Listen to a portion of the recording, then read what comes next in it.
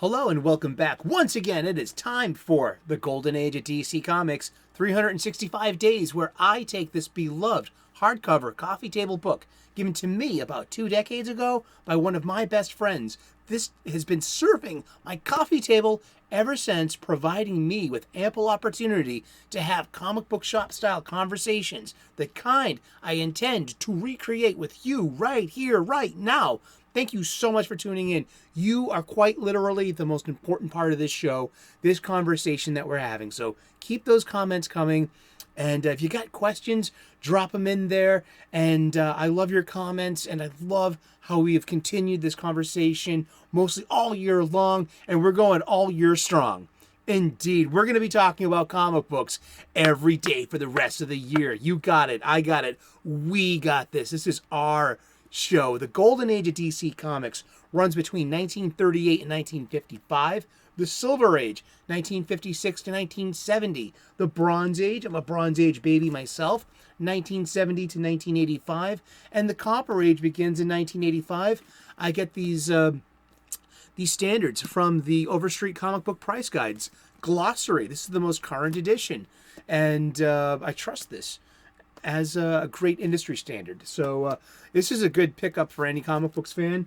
I will also suggest to you Understanding Comics, The Invisible Art by Scott McCloud, and How to Draw Comics the Marvel Way by Stan Lee and John Buscema. Along with that, you can know that this is a 2004 Abrams publication, written and curated by Les Daniels, Chip Kidd, and Geoff Spear. You can find links in the description to all 4 of these books, to their Amazon pages, where you can get your own copies. I like pimping this one in particular because it will look great on your coffee table. You can play along at home, and it makes a great gift for a geek. And I'm so happy to have this book and giving it a second chance, a second life, as the foundation of the content of this show. And I'm so glad to share this with you. This has been a really good and enriching experience. I'm learning tons and tons about the comic books, as I hear you are too. And we're on this voyage together. Isn't this great? We're like a superhero team. Perhaps a legion of superhero. Wait a second. We got to get... First things are first. We're using this book for its intended purpose. We're opening to today's date, October the 14th. We're going to look at some comic book art of an antediluvian age. We're going to read the blurb. And then we're going to start talking comic books. Let me whip my whistle, because we're about to get talking. Talking.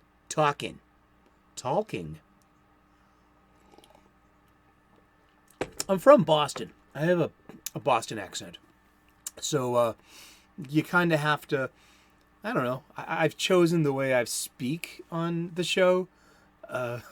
I can slip into my accent wicked easily. Sure, why not there? Killer, tough guy, sizzle chest, butt nut, chowder head, whatever you want to call yourself, however you identify yourself in the great spectrum of humanity. You know, I'm embellishing it a bit too, but I hope you're having fun. I am. So let's get to it. I hope you are also clobbering your problems and not being clobbered by them. So let's open up to today's date. It's October the 14th, and it's our old friend, Superboy. The boy version of Superman. There's nothing much to it. It's kind of simple, you know. But the thing about Superman and Superboy himself, he inspired a team of superheroes in the future, in 1,000 years from Superboy's youth of being in school. And Superboy, knowing he's got super strength and his abilities, he really can't play too hard with the other kids of Smallville. Why? He could hurt them or give away his secret. Yet, when a time bubble shows up and these 3 teenagers step out and invite him to come to the future and to see what he inspires, and it's not there. Well, let's get to it first. Let's get to the art. And I'm getting a little ahead of myself. I'm pretty excited for this episode, and it could be all the coffee I drink. It's Pa Kent, Pa Jonathan Kent, and young Clark Kent, Kal-El, the Superboy. Your X-ray vision gave me the combination I forgot, but it's burning up my money. But how do I turn it off, Dad? Ah, there he is, Superboy, learning how to use his powers. This is art by Win Mortimer from the cover of Adventure Comics number 73, February of 1952. When the idea of a Superboy series first came up, Superman's co-creator Jerry Siegel wanted to show the kid using his extraordinary abilities to make mischief. However, the first Superboy story, written by Don Cameron, took things in a different direction. Young Clark Kent became a model of virtue instead, and any disasters he created were inadvertent. How did the Boy of Steel learn to control his powers? Was the editorial question answered in this story, Superboy's School of Hard Knocks. Burning up your pop's bucks can certainly put a bump in the learning curve. Wah, wah, wah, wah. But what was also very important to Superboy, and I just want I just want to show Superboy. Let's look at him for a second. How old would you guess our Superboy is here? I think he looks to be about 12.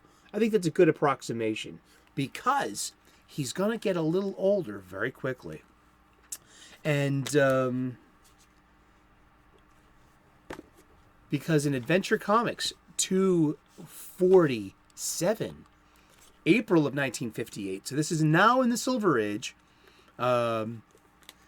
he meets those three teenagers from the future who have come to regale him with stories about how he's been their inspiration.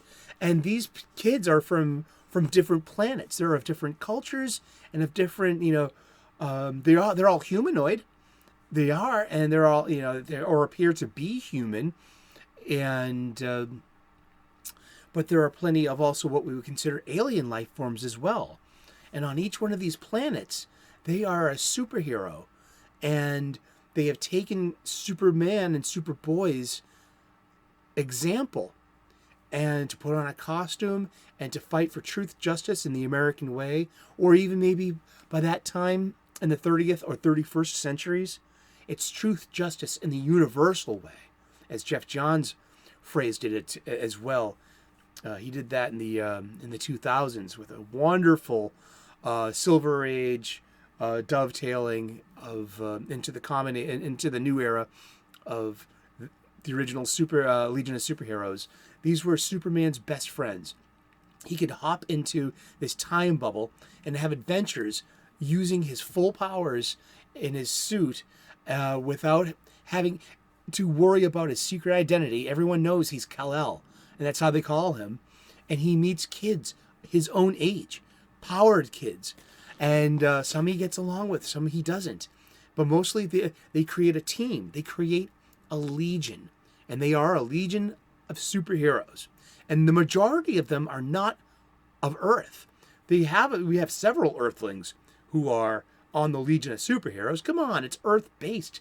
You mean how are there all these humans out there? Well, I mean, what do you want? I mean, it's just a sci-fi story.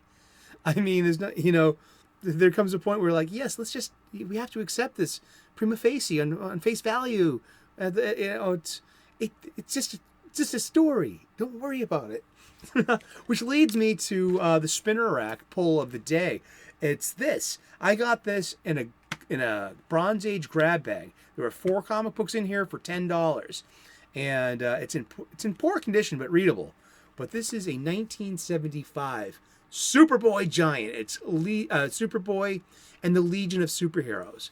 Because by Adventure Comics 247 in April 1958, Superboy has got to be about 14 or 15 years old. He looks physically bigger. He's a little taller, and he's definitely not a super child. He's a super teen. And so by this time here, In 1975, April of 1975, this is Superboy, volume 27, number 208, April of 1975. National Periodic Publications. Not DC Comics yet. They changed their name in 1977. Yeah, see that? And check this out. Behold, look at this. This is one of the legendary Twinkie ads. Look at that. That's Batman and Robin. That's how Robin, looks. I know modernity, blah, blah, woof, woof. And if we were talking about Legion of the Superheroes, the oversized the super special, the 1978 wedding special of Lightning Lad and Saturn Girl. And that was art by Mike Grell. So this is Mike Grell's art in here too. So Mike Grell is probably my favorite Legion artist, and he did a lot.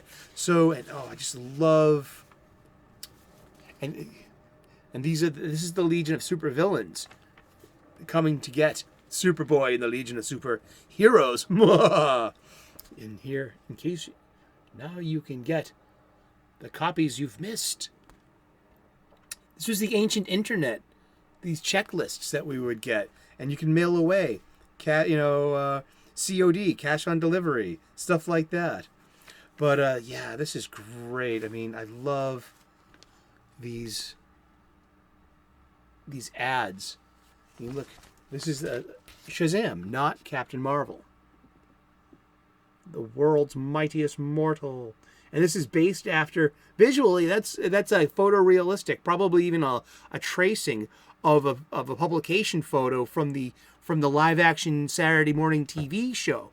And Wonder Woman herself shortly will have her own live action TV show starring Linda Carter in the famous spinning and transformation from Diana Prince. And yeah, this is great. Also, we have the Legion of Substitute Heroes. So this was an oversized giant. So this is stuffed with extras. So this is 50 cents, probably in the 25-cent days. You know what I mean? And that's what I'm thinking right now. And there's a reprint of a Superboy adventure. The Adventures of Superman when he was a boy. And I need old man vision, super old man vision. Hello. Copyright National Periodic Publications Incorporated. 1961. So this is a reprint. Maybe from Adventure Comics. Whoa, shit, see? It's ripping. I'm going to have to put some tape on that or something.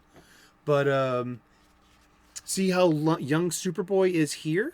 So he's probably about 14 or 15 years old here. So we got a high school-aged Clark Kent. There's Lana Lang, his romantic interest in Smallville. If you ever watched Smallville, remember Kristen Krug and Tom Welling? Exactly. These are the same folk. All right? And yeah, these are great reprints.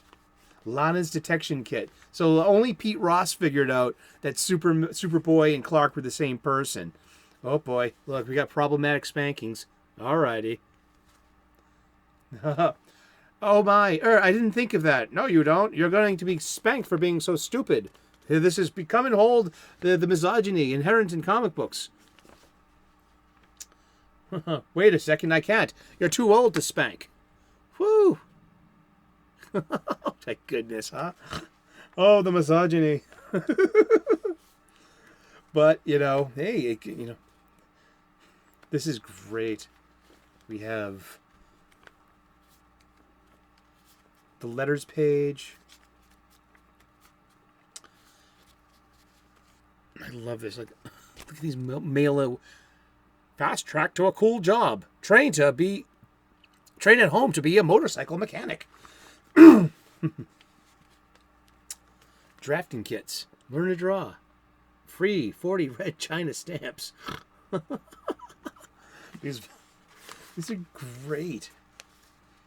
Alrighty, we're gonna wrap this up with one of the best ads out here: prizes or cash, where you would, go door to door and try to sell some people junk, and you would. I think I did that too, and I got some kind of weird build your own radio kit that I never really did because I just had no aptitude for that whatsoever. Thank you so very much for tuning in. This has been a charming episode, just going down memory lane, rating my spinner rack lately because, you know, we're getting near the end of the year. We're talking about comic books, and you know what? We've got comic books to talk about. Isn't that great? Thank you so very much for tuning in. We're going to be talking about comic books every day for the rest of the year. So tune in tomorrow, 3 p.m. U.S. Eastern, and we'll find out who we're talking about when we turn the page tomorrow. Please like and subscribe. I would love to earn your subscription. We make daily content here. We talk about comic books every day. All month long of October, we're watching a horror movie a day and talking about that too. So join us over here at the 31 Days of Halloween. Good luck. Namaste. God bless. And we will see you again tomorrow in those funny pages. Cheers. Bye-bye.